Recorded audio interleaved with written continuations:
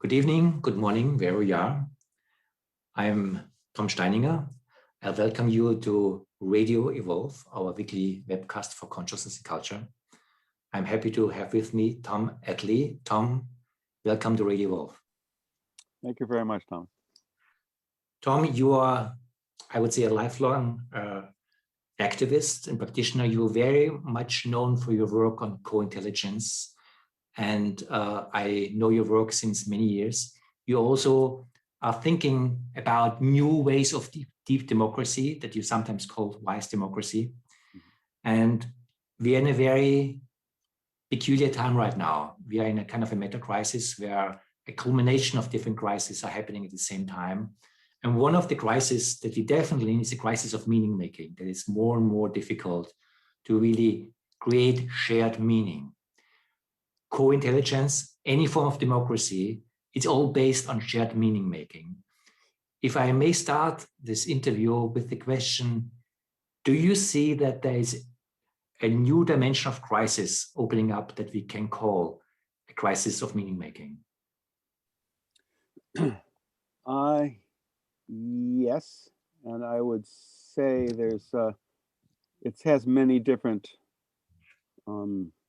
subcurrents in that crisis. The most surface subcurrent, most obvious one, is the manipulation of images, knowing, framings, manipulation of all of that for certain purposes, not just by power holders who are at the top of the social hierarchy, but also by every player in the system.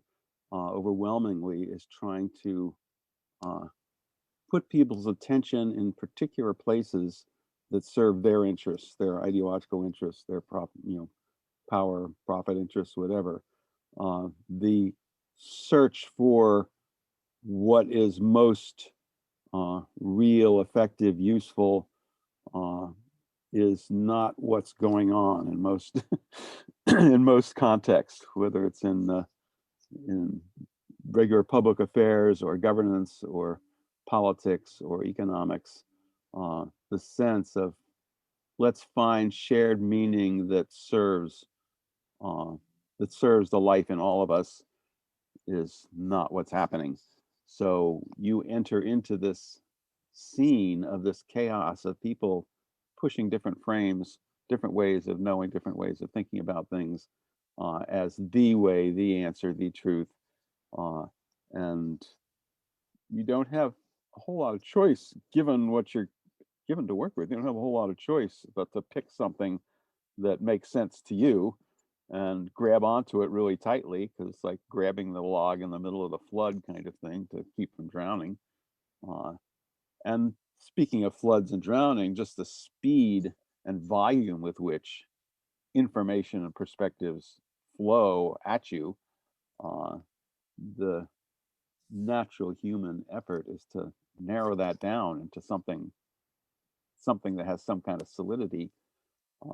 And so people are narrowing down into solid frames of reference that don't fit together.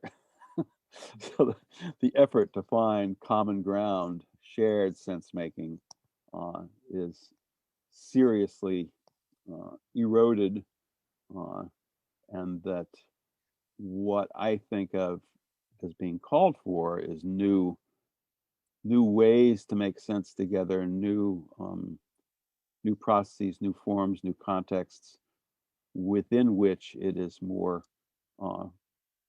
collective sense is more readily findable by those who are part of it. And that can happen in relationships, can happen in groups, can happen in organizations, can happen in communities and societies. There's different methods or approaches that are appropriate for different levels of scale and complexity.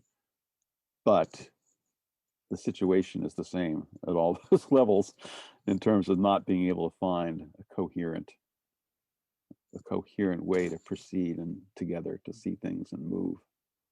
But isn't one prerequisite of creating a collective sense that we find ways of mutual understanding? That this kind of process of collective sense making is in itself something that needs a perspective that none of us really makes sense on his or her own, that we are always part of a process, and that the art of allowing this process to happen is also how we create collective sense. I think what you're saying is that there needs to be some common ground to develop common ground on. And I think part of the common ground you're talking about is an assumption that whatever sense we make should be held with some lightness in order to be able to engage with the sense other people are making. And that if people are holding the sense that they have made too tightly, that the boundaries are too solid for sense to move and evolve between the people if they're holding things too tightly. I'm not sure if this is speaking to what you were saying, because I wasn't fully clear, but it felt like there's an assumption needed that we are going to find more sense together, and we're going to go in different places than we already are. And if everybody is coming with, I'm not going to change anything, I'm just here to make sure everybody else agrees with me, that is not a context where collective sense making can be made. Let me start the question with one phrase that at least I know you for, co-intelligence. Co-intelligence is an interesting wording, because we all are familiar with what the word intelligence means, although we have different interpretations. But co-intelligence has a certain thing that we don't have this on our own. So why is this word important for you? What's the concept behind it, and how does it help? Well, the original framing I had in the late 80s was I thought of intelligence as mediating the boundary between our internal world and the external world. You know, it's like when you understand something, it's like you have a model or a narrative or something in your cognitive world that reflects the patterns that are out there in the world, and so you can behave in ways that work, that function for you in your relationship with the rest of the world. And I think of that as what intelligence is, and that the co-intelligence has to do with how how participatory and engaged that process of intelligence is, in the sense that there's external reality at least, is very complex. There's lots of stuff going on, and we need viewpoints that we don't have. We need experiences that we don't have. We need capacities of seeing and knowing that we don't have individually. And so having other people, other perspectives enter into the sense making and dance together. It's not just, oh, we get all the pieces of the puzzle and we can lay the puzzle out on the board. There's a dancing that's going on, an evolving and emergent kind of thing that happens. And that allows for a greater approximation of understanding about what's going on. You can make better maps, to use the map in the territory metaphor. You can make better maps of the territory if you have people from all over the territory, all over the ecosystem, coming in and working on building the map. The blind men and the elephant, that story is always great. You know, they all have their separate maps, but if they talk together and try and figure out, how can you have something that's like a snake and a leaf and a wall? I mean, what is this thing that we're all working on? Then you can get better approximations of what's going on in the world if you have that. So that's a big part of co-intelligence. Why do we need a new word for that? Because what you're describing right now, everyone I think would agree that, of course, any kind of decision-making program situation, maybe private, in relationship or in a democratic context, we do need each other. I think hardly anyone would disagree with that. But it seems that you're honing on something very particular that we usually don't see. Well, when you say everybody would agree that we need each other, well, first of all, I don't think that's true. I think there's whole sections of society that don't think that, would rather have the other disappear. But need each other in what way and how? And since I'm thinking in terms of our trying to combine that need each other with the ability to gain deeper insight and more capacity. I have a thing called I call it the prime directive, sort of tongue in cheek from Star Wars, Star Trek. And the prime directive for my Wise Democracy project is evoking and engaging the wisdom and resourcefulness of the whole on behalf of the whole. And that's something which, when you get into what are the implications of evoke, it's like there's a sense that there is wisdom already buried in the whole, and that is like everyone who's involved, the whole situation. There's wisdom buried there, but the things people know about it are very partial and separate from each other. And so having all the pieces come together and then evolve together into greater, the higher level understanding of what's happening and what's involved. That's something a lot of people haven't even experienced. The society is so built on competitive and assertive and fragmented and individualized kinds of frames of reference that people don't know how to do that, or what if you did that, what would you get, what would you have? I mean, my overwhelming experience in talking to people in general is, particularly in the political world, is there's nothing to do except fight for your piece of the puzzle against the other people's pieces of the puzzle. The sense that there's something bigger that would be accessible if you actually work together. I think an awful lot of people think cooperation, collaboration is we build more force to go in a particular direction. The sense of get something done by people working together, and that's true. But the something that you're getting done can be evolving too. The sense that there's more and better that's available through the interaction of different perspectives and different parts of the puzzle, I don't think is all that familiar. And I don't know what the word is.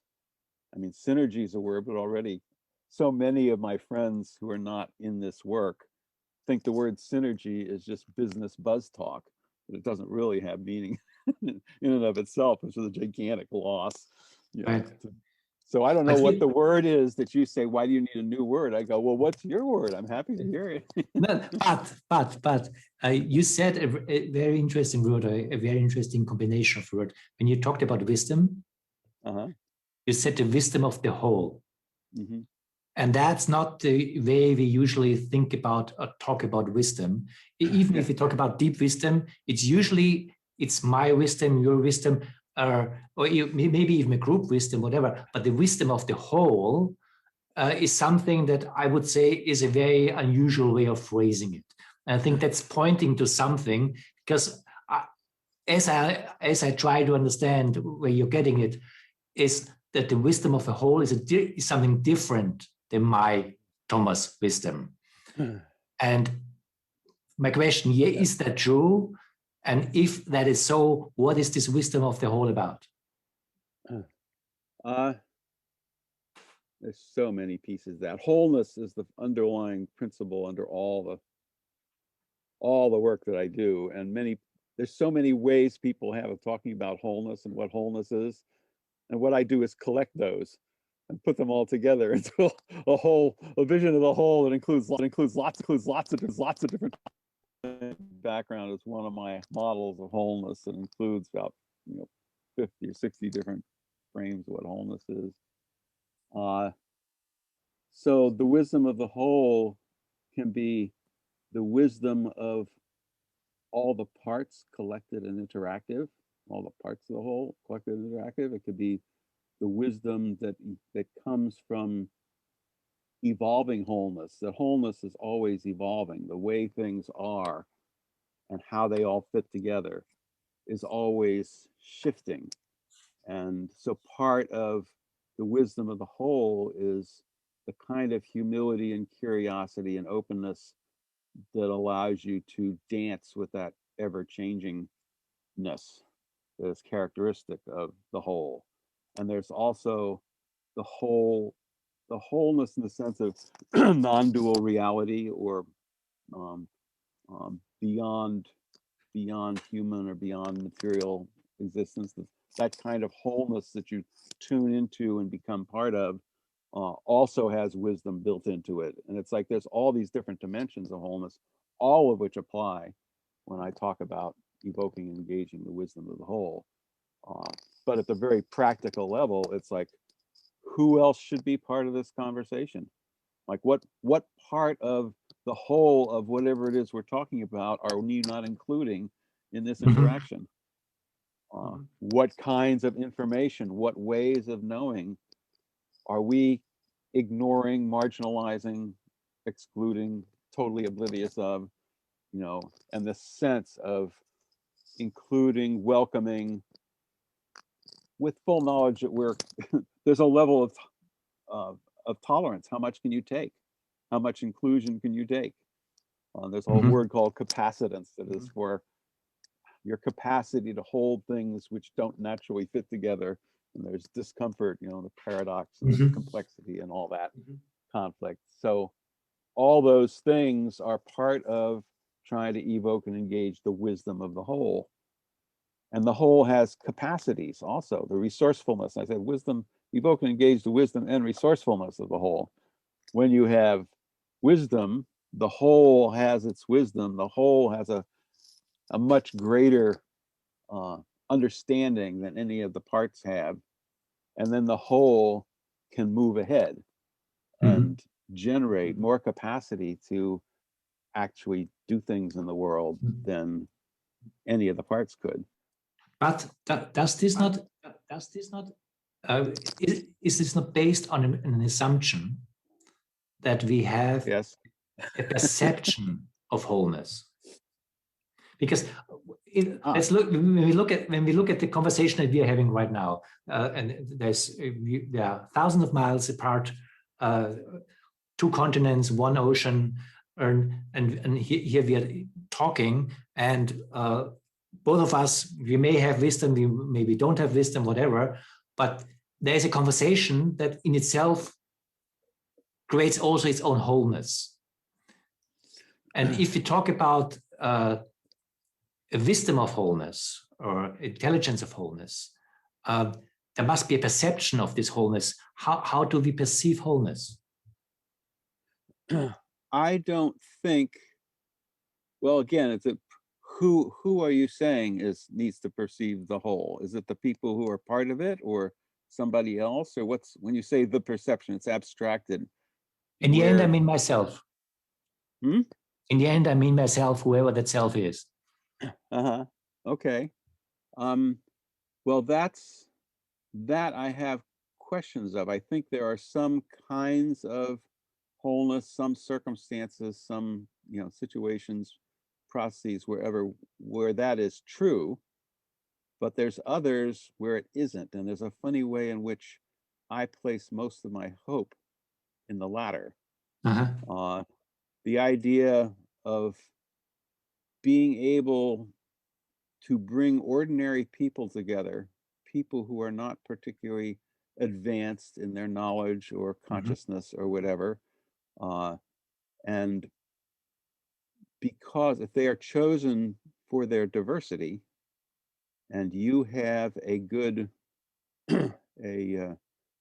a good process to have that diversity interact, so it doesn't get in, the diverse pieces don't get in each other's way. They are additive or generative, so there's space for emergence. And what comes out of that can be, it's funny, what I'm seeing how what comes out of that is in processes that do that well, there's a, people don't think in terms of wholeness necessarily, but there can be a collective aha about something through the conversation. Something happens where everybody goes, yes, that's it. That's what makes sense here. And yes, in those circumstances, everybody is seeing the same thing. And that could be said as being conscious of the whole. But there's also there's a process, online participatory polling thing called Polis, and it has an artificial intelligence that, as people generate statements and then vote on each other's statements in the sense of agree, disagree, to randomly presented statements to them. And they go through both those actions, and there could be hundreds of different statements. And the AI, the artificial intelligence, is sorting them into a number of groups of common shared belief. These people tended to vote agree or disagree on this particular statement. And so it's sorting them all. Like you go on Amazon and say, people who like this book also like this book, that kind of AI. It's sorting you into groups of common interest or belief. But then its other thing that it does is note for each one of the statements what the level of agreement is between those different groups. It's not what the overall agreement is. It's between these groups that are defined by their differences. Mm-hmm. And so there can be an emergent consensus statements that none of the participants even know about. There's a report at the end that points out those, but it comes to the same kinds of outcomes as some forms of dialogue and conversation, but it's not a dialogue or conversation. And that's one of the things I'm really impressed with. And it's part of the way I think about collective process now, that it taps into individuals' understandings and sorts them in a way that generates consensus statements about, ways of understanding something or what to do about something or whatever. So then in that case, there is no consciousness. The people who create it did not create it to make decisions. They created it to provide awareness of an ecosystem of perspectives, which then goes into live conversation. And in the live conversation, you can make a decision, and there may be things to think about. The statement that everybody agrees with, is that actually something we should do? Or here's something people disagree with, but if we tweak it this way, we can get something that's more agreeable. That dance between these different modes is what fascinates me. But what's his name? Jean-Francois Nobel. Do you know him? Jean-Francois Nobel is an original thinker and writer on collective intelligence. And he has a word for the thing you were talking about, the part knowing the whole. The panopticism is the center, the power center, seeing everything. Holopticism is the whole seeing everything. So the whole community is seeing itself, and anything which fits that is holoptical. Mm-hmm. Holopticism. So yeah, it's an interesting word. He did it in response to panopticism, which is in the intelligence community, the way you are tracking everything everybody is doing. That's the ultimate goal, is to track everything that's going on from the center. What do you think about that? Do you think that's real? Does something like this exist, like this whole It's the capacity is growing rapidly. Well, Uh-huh. the capacity for panopticism is growing rapidly. The capacity for there's many examples of holopticism going on. It is not increasing because that capacity is not increasing anywhere near as rapidly as the panopticism, I'm afraid. But the two concepts are really intriguing, and once you Uh-huh. understand holopticism, that gives you a target to shoot for, something to work to Right. develop. But if you say that they're increasing, why is that so? Do you have any explanations for that? What's going on? Which one? Pan. The panopticism? Yeah. Yeah, well, yes, it creates control. That's what it's like. The probably the leading culture in doing this is China, particularly Uh-huh. with that the centers, the subculture. I don't know how to pronounce it. But there's a group that China is definitely oppressing and tracking and controlling a whole subculture in the north part of its country, and they know so much about everybody who is there, and they've tracked their movements. And I've read several articles in Wired magazine about the capacities that are developed to have multiple feeds of information going into a database that an AI makes sense of. It can then, know everything about you and all your comings and goings from all your smartphones, your Facebook entries. All this stuff gets integrated in one place. And Mm-hmm. the AI, you can then ask the AI a question about you, and the AI within seconds can describe what you're probably going to do and where you're going to be in 10 minutes from now. It's like there's so much tracking and data, what they call big data. There's big data is the combination of all these different threads that you have, and that's part of what in the Trump election, this Cambridge Analytica and did you track that all? Cambridge Analytica. And so they were figuring out how to individually target messages for people. This is not a whole categories or subculture they're doing. They're doing this message for you. Okay.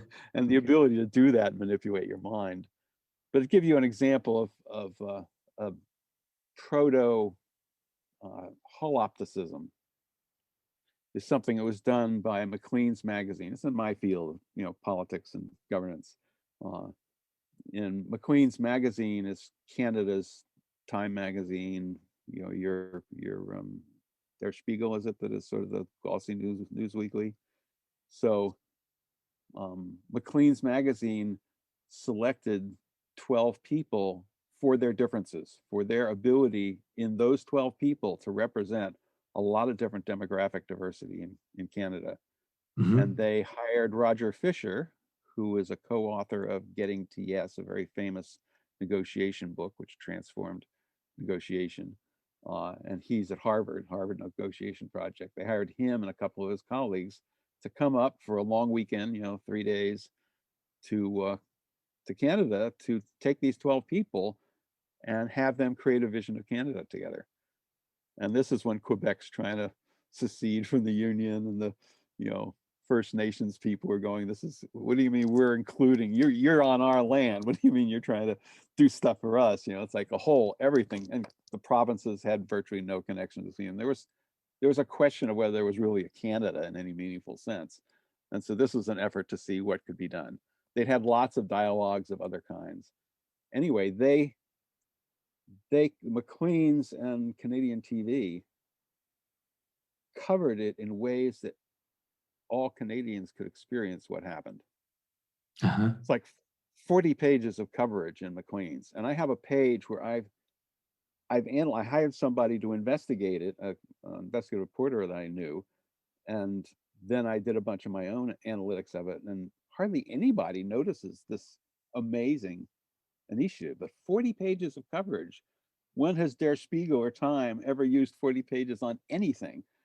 but they did profiles of each of the 12 people. So the first thing when you're reading through this magazine is you find who you like and who you don't like.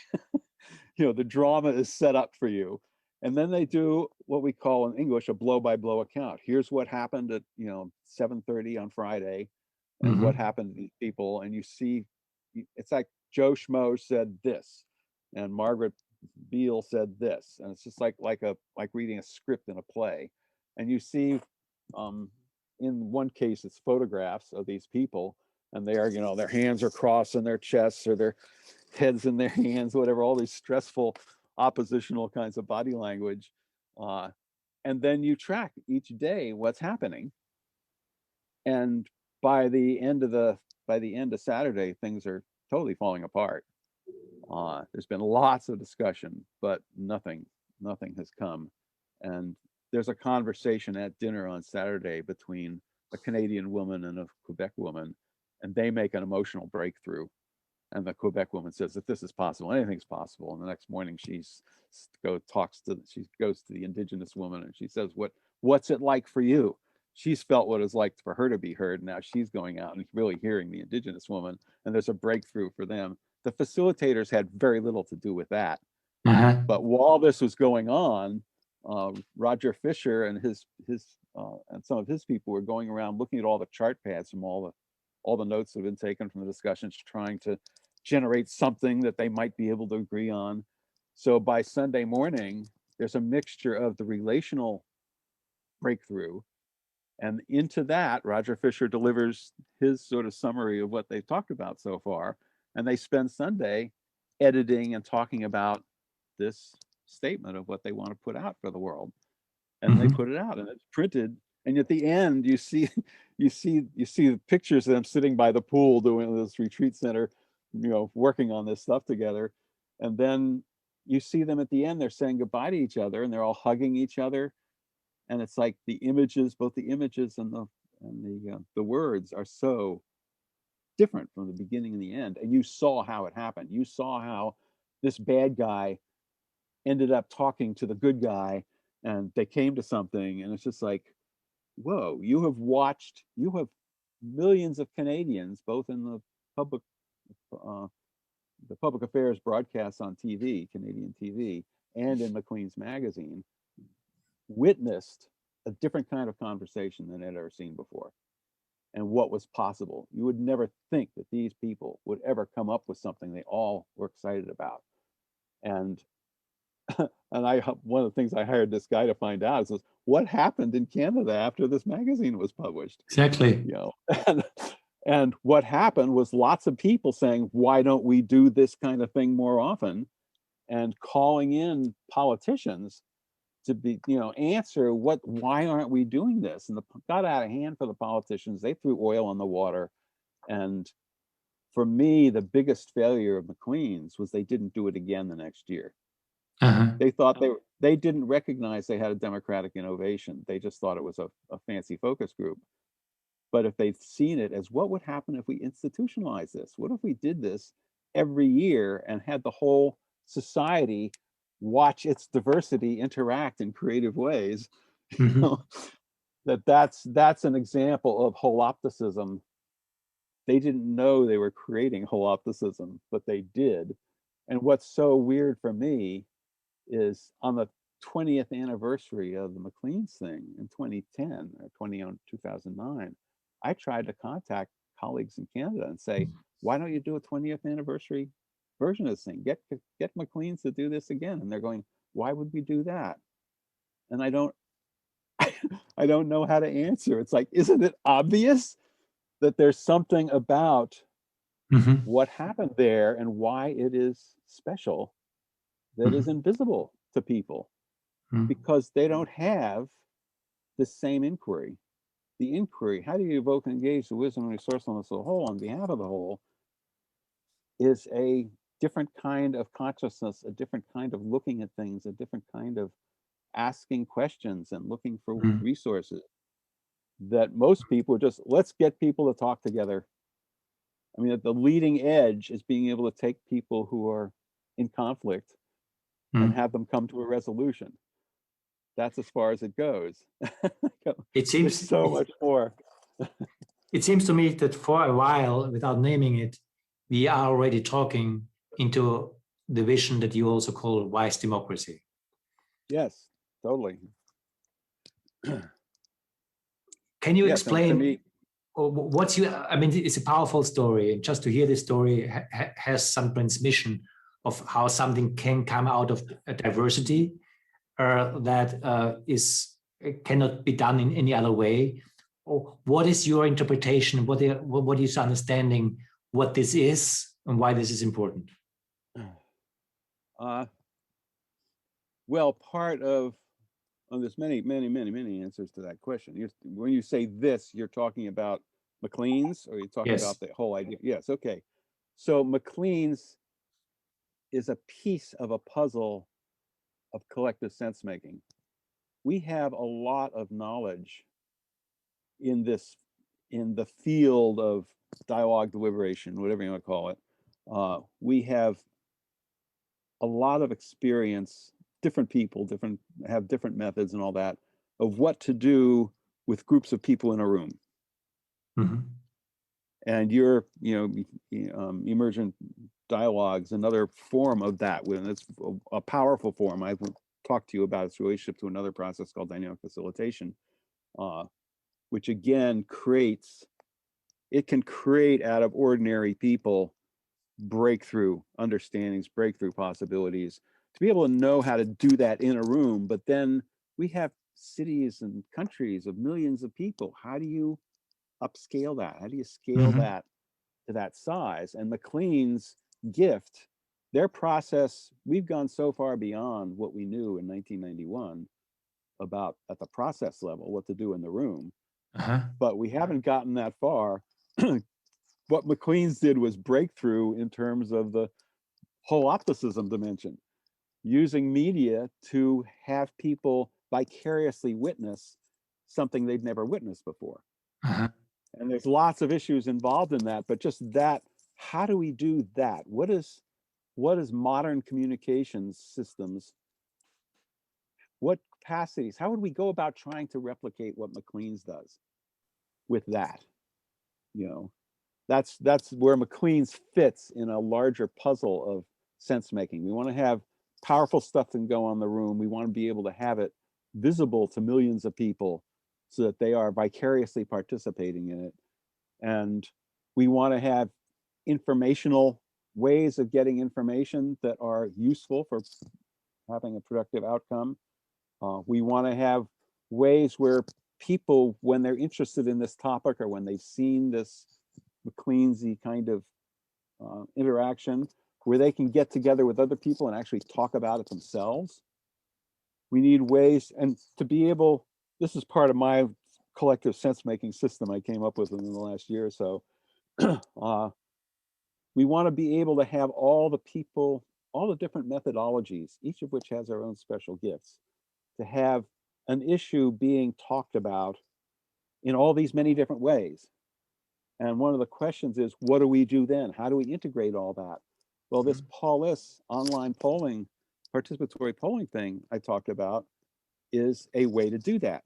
The people come out of their many different kinds of conversations, and then you tap their individual consciousness for insights that they've gotten through all that. And then the AI is in the background putting it all together and coming up with, here's the pattern of all these beliefs. You're starting to build something which is much bigger than any of its parts. There's lots of synergy. And then moving into how to have all that, which is at a we the people-y kind of level of democracy. Mm-hmm. How do we actually get stuff done as a result of that? Mm-hmm. Is And anyone one, prototyping something like that, or is it just a vision that you are having as a potential new form of democracy? there are little bits and pieces creeping in of combining the little parts, but there hasn't, because they don't have the inquiry that I'm following, Mm-hmm. there's nobody that I know of that is, other than me, that is envisioning this kind of thing and trying to put it into practice. I do have a couple of colleagues who want to try some prototyping some examples of this, but it's extremely complex to do in practice, and you need resources to pull it off.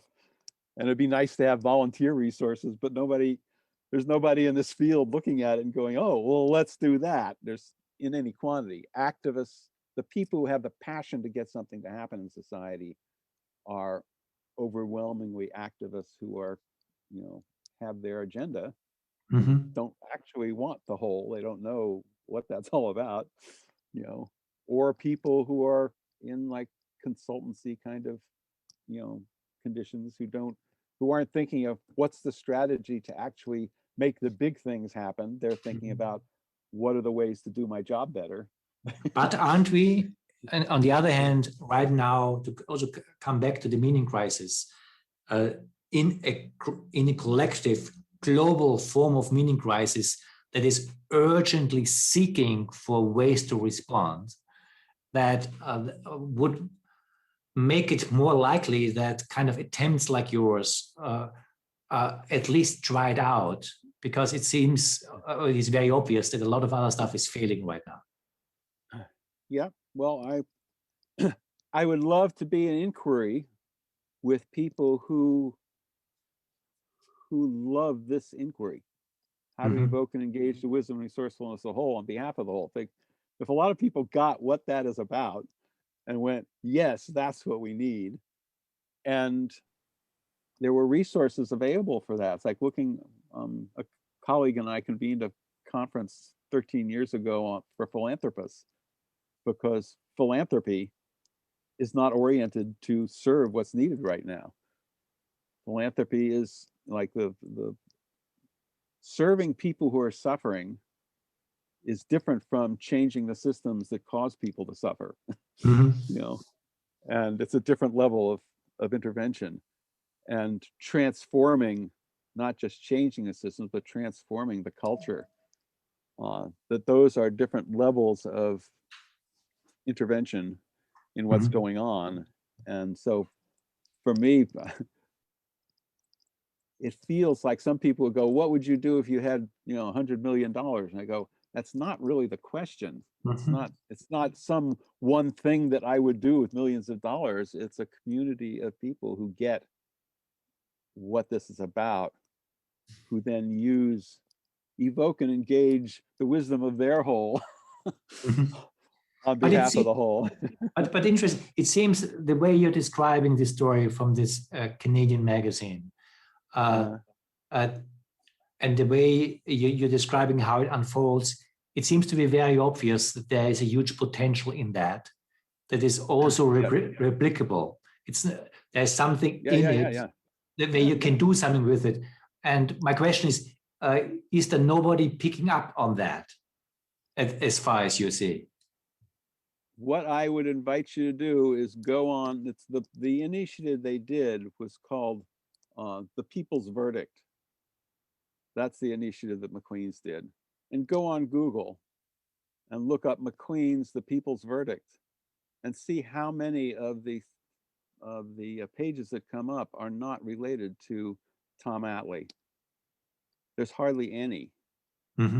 At the National Coalition for Dialogue and Deliberation conferences I go to, I show the magazine. I have, as far as I know, the last 2 copies of the magazine in existence. I have PDFs on my website and show the magazine and talk it, and the people are really interested, and then it disappears. They can't keep thinking about it. Just, oh, that's an interesting thing. But it's like there's something, because I'm so immersed in it, I don't know what it is about it that they don't understand, because it seems so obvious to me. And also to note, and I know it's getting near the end of our time, but there are 3 or 4 other initiatives and emergences around the world that are of comparable magnitude and importance as what McQueen's did, which have, they're not the answer, but they're a major piece of the answer. And so, maybe let's make some time, maybe if you want to mention one or the other, so that we have some other examples of what you're pointing to here. Probably the biggest one, which answers some of the questions about McQueen's also, is that around the world, multi-sector, multi-stakeholder, multi-scale networks in particular issue domains are trying to collaborate to have shared impact on that issue domain. So from my wholeness perspective, it's like the people who are working in a particular issue domain, food systems is one of the most obvious ones that's happening a lot. So there's many different players creating what's going on in food systems. And like all 17 of the UN Sustainable Development Goals have multiple players who are involved in each one of those Sustainable Development Goals. And with nobody saying, here's what you should do, they're beginning to get together, the different players who are often fighting each other in the actual world, trying to have impact on that Sustainable Development Goal that they're all connected to. And what has been observed, one of my colleagues who actually works in the UN with those Sustainable Development Goals is saying this is emerging by itself in each of the Sustainable Development Goals, and this is a new form of governance. It is not being recognized even by the people who are doing it. They don't recognize that they are becoming a new form of governance. And when I ran into this, and I had another colleague, this was 3-4 years ago, another colleague who was seeing that in her own work with food systems, who said, this is a new form of governance that's emerging. And it's like, whoa, it's coming from two totally different people. And when we had made a session about this at a conference on innovations in democracy, the leading edge of democracy. There were 200 people at the conference and 7 of them came to our session, which was like people didn't know how to think about this as a democracy. But it's democracy because one of the definitions of democracy is those people who are involved in an area and a decision should be part of making the decision. You know, those impacted. And so that's the stakeholders. It's a stakeholder form of democracy. So having something like the McLeans be part of the we the people dimension of democracy, which provides sort of values guidance and visionary guidance. This is what the people as a whole want. And then there's the stakeholders that are already there in the situation, learning what the people want and using that as part of their on the ground work. That suddenly gets away from the people want this and they ask the government to do something. That phenomenon, the people want this, they ask the government. That's the we the people kind of energy. You have a right to petition the government, you know, but who's going to actually do it? When you have multi-sector, multi-stakeholder, you already including and going beyond, include and transcend government as we know it. You know, government is a sector, and government agencies are stakeholders. So this is another putting McLean's together with the multi-sector, multi-stakeholder, multi-scale networks, you know, and then there's these other ones which are, you know, there's stuff going on in Taiwan, there's stuff going on in Austria that are other pieces of the puzzle that are very compelling. As we are also at the end of our time, thank you very much for this journey. I think it was very insightful where you led us here. And it really brought us from a different understanding of wholeness and multi-stakeholder, also a vision what some dimensions of a wise democracy can look like and how something maybe is emerging, maybe to some degree without us even being aware of it, that it is emerging. So thank you very much for that. Thank you.